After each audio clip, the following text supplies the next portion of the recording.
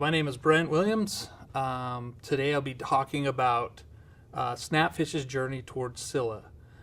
Basically, we have some scaling issues we want to address, and Scylla has some fantastic data sheets that we looked at, and we were really excited about doing a proof of concept with it and seeing how it can help our business. First of all, I wanted to start off with a bit of humor. Sunday night, I flew into San Francisco. I'm driving over here. This very nice gentleman is driving me in his taxi to my hotel. I'm scrolling actually through my phone, looking at my Scylla notes for this meeting. And he asked me a question. He says, "Where are you from?" And I said, "I'm from Salt Lake City, Utah." And he says, "Oh, that's a really nice place. I've been there a few times." I appreciate that. And I was halfway paying attention on my phone, and I happened to mention him, "So, where are you from?" as a common courtesy. And his response was, "Oh, I'm from South Compton." And what do you think my next response was? "Oh, that sounds like a nice place."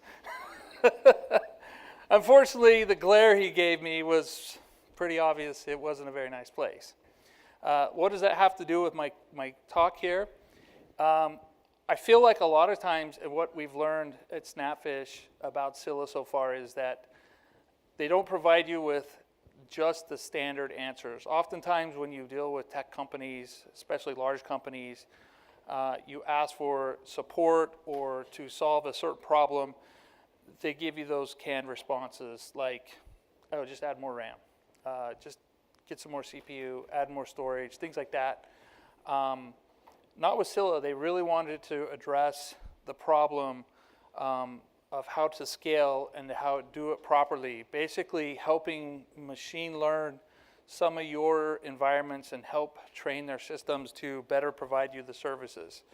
That's me. First of all, the other thing, I want to thank Scylla for having me come. I think I'm the only one on the talk page without a picture, so I'm not a virtual talker. I am a real person. I've been doing this for about 20 years. I've been fortunate to work with some pretty Fortune 500 companies such as HP, Amazon. I've been with Snapfish now over 8 years, primarily in storage. That's kind of some things we're going to talk about.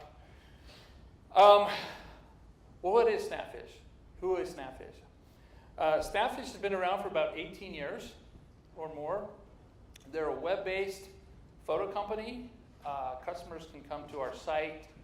They upload their photos. They can build creative products, make creative prints. We're a global corporation. We have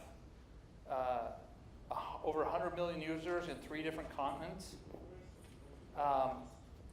Yes, that number is correct. We do manage 40 billion files for our customers. One of the reasons why we came to Scylla, I don't have some of the fancy graphs, but I really want to kind of address we're kind of in a niche right now with Scylla because we're still in a proof of concept phase. So when they asked me to come, I was excited because, again, the potential, the excitement of the database and the numbers that we saw are what brought us here. Our current platform, we're running into scaling issues. I know that's not common to anyone. Seems to be a good theme here. We've had a lot of great discussions about database platforms, especially ones using Cassandra who have switched to Scylla and seen a big increase. We are coming from a little different aspect. We are on a NOSQL platform. Most of our platform is driven by a company that's got the little leafy green thing that just IPO'd. So there is real concerns about stability when a company IPOs, the stakeholders and the kind of the future of our contracts.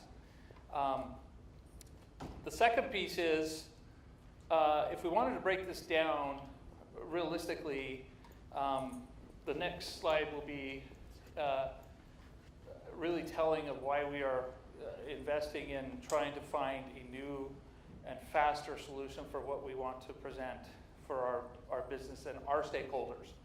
And what that means is, on a regular basis, on a regular day, we take in about a million uploads a day. Over time, that tends to grow, and holiday traffic tends to be, quadruple these numbers. We tend to get lots and lots of uploads during holiday seasons. So, as you can see from the top number, our current database operations, we broke everything down in minutes, as minutes are kind of how we transactionalize everything in Snapfish: orders per minute, transactions per minute, orders per minute, things like that. As you can see, we do about 100,000 reads a minute with about 7,000 writes a minute. That's use case number one. The second use case is our back-end database requirements. If anybody has ever worked with storage at scale, if hardware never failed, I'd be out of a job, maybe. But we know hardware fails. We know data center shifts have to take place. We have to be able to move hardware around, which requires us to migrate files or data from one point to another. Best practices in storage refresh patterns tell us that we should migrate every year. That way you keep your storage fresh, you keep it active, and these are our customers' most cherished assets are these photos. Some of them are irreplaceable. So moving that much content is an exciting and a stressful challenge. So again, we took the numbers, 40 billion files. If we wanted to move those in 1 year, we would have to consistently do 80,000 reads a minute with 80,000 writes a minute. And the other fun part about this is these have to happen simultaneously. They cannot be separated. And when I say that, the same production systems that manage our web traffic are managed by the back end as well. And the reason why that is because the data are file pointers. We have 40 billion file pointers. We're shifting storage around a lot. We're migrating files. So scale is incredibly important to us because of the amount of traffic we generate on our own internal systems with this file migration can really impact our production systems if we're not careful. So, how did we approach this problem? As we were looking at setting up this proof of concept with Scylla, the first thing we did is we migrated our data model into, so our current platform was slightly different. So we migrated our platform into, or our data model into the SQL structure that would work with Scylla. We stood up several clusters for testing.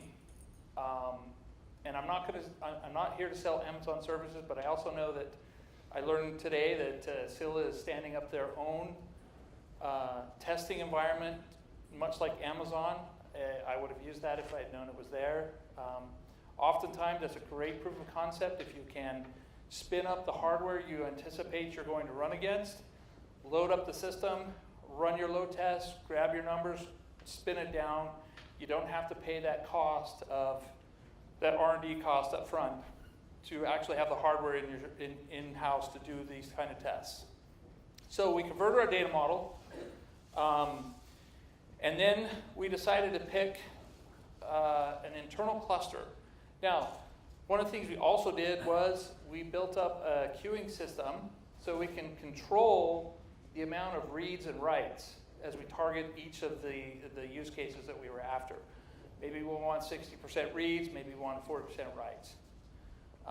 That gave us the opportunity to kind of simulate more of the behavior running a very heavy migration as well as our site traffic together. As you can see from the first machine, the target machines, those were basically hypervisors that we own, that we run some of our internal processes on. The second column there are this second column right here those were just our hosts that we ran for testing. Those were ones that we would have to simulate the client activities. And then the third one is just a list of what we actually did. We did heavy inserts, heavy reads, heavy updates, just basically practicing good CRUD patterns on the database. Now, in this process, mind you, everything we took was basically downloading instances from Scylla. We didn't get any special builds. We didn't get any special, they didn't give us the magic installs. These were all just downloaded right off their website. So on the smaller cluster internally, we anticipated that we would have a sub-performance because of it wasn't a tuned environment. We didn't spend any time working with any of the settings within Scylla. We basically took a stock download, installed it, created a 4-node cluster, hooked up our test runners to it, and began running some tests. And this is just one of the graphics we captured. And if you can notice that we were hitting about 3,000 operations a second on reads. Writes. And that, that's reads, I'm sorry. On our reads, which is almost exactly what we needed for production, on a very small cluster, which wasn't even tuned for production. So that was really exciting. It was really exciting for us because that means Scylla is addressing the right problem set for us and attacking the solution at the root problem. And I'm going to show you some of the next set. So the next step we did was we decided to move this to an Amazon cluster. Run more testing. Again, we just used standard AMIs from Scylla's website, stood up a 3-node cluster. Again, like I said, I'm not selling Amazon, but once Scylla's platform is ready, I would highly recommend using it. It's great. Like I say, if you don't have the investment to make up front to bring that hardware into your systems and run them, is a great way to do it. Amazon, Scylla system, when it's ready, load it up. Run it as hard as you can. This wasn't even one of our harder loads, but you could see some of the numbers that we were getting on this cluster. Now, this was one advantage we had also with this, is we had SSD drives behind it in the Amazon cluster. But as you can see, we were powering things off. As you can see, we were actually obtaining way better than what we expected. And we actually 4 times this. We actually toppled the Amazon hosts. That was a fun exercise, just to see where we could go. So again, for what the things that we are looking for, scalability, the pricing model is exactly what we need. And the fact is, you're going to see on this next graph, if we go with our current vendor, as we scale, so the next exercise on top of this is we want to be able to scale, right? As engineers, as architects, we want to make sure we plan for scale, right? If you build a solution for something in 3 months, it's going to be obsolete, because if it goes well, your customers like it, your traffic's going to spike, and then you're on to the next problem, and that is scale. So this graph somewhat represents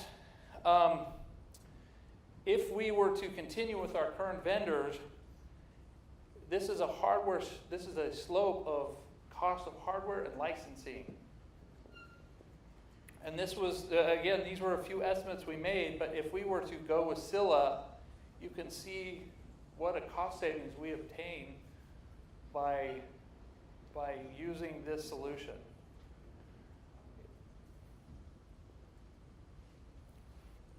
So what did we learn? We learned that a lot of the constraints are being solved with the appropriate layer, right? We're learning that Scylla is optimizing things in the operating system that most engineers don't look at, right? When you build a system, I've been doing this a long time, and a lot of times you don't look at the TCP/IP layer to figure out how to optimize it. You don't look at some of the operating system properties that could impact your application. And so for Scylla to be able to come in and pull this together is really incredible. It's about 5 times faster than our current setup. We're looking forward to even do more scaling tests. We've built up another cluster that we have Scylla running on that will be testing the migration. As we move storage around, we'll be testing that process and seeing what kind of load we can receive. And the licensing. The licensing is far less than what we have today. So from an investment perspective, this is a real benefit to our business because cutting costs and getting performance is always a win. Again, the company has their eyes right on the right solutions, optimizing at the database level and not forcing that behavior onto the client where a lot of vendors will say, you know, add more hardware, add this, build out a better solution, get a faster network. I heard that once. Rather than attacking at the right problem. And again, it may be the fastest NoSQL DB out there. The data sheets are pretty well stated and well proven. And from our perspective, we couldn't be more excited. Again, I don't have all the fancy graphs. Again, we're still in a proof of concept mode. Hopefully, we'll be moving very quickly to a purchase mode. I don't make those decisions. I just give the numbers.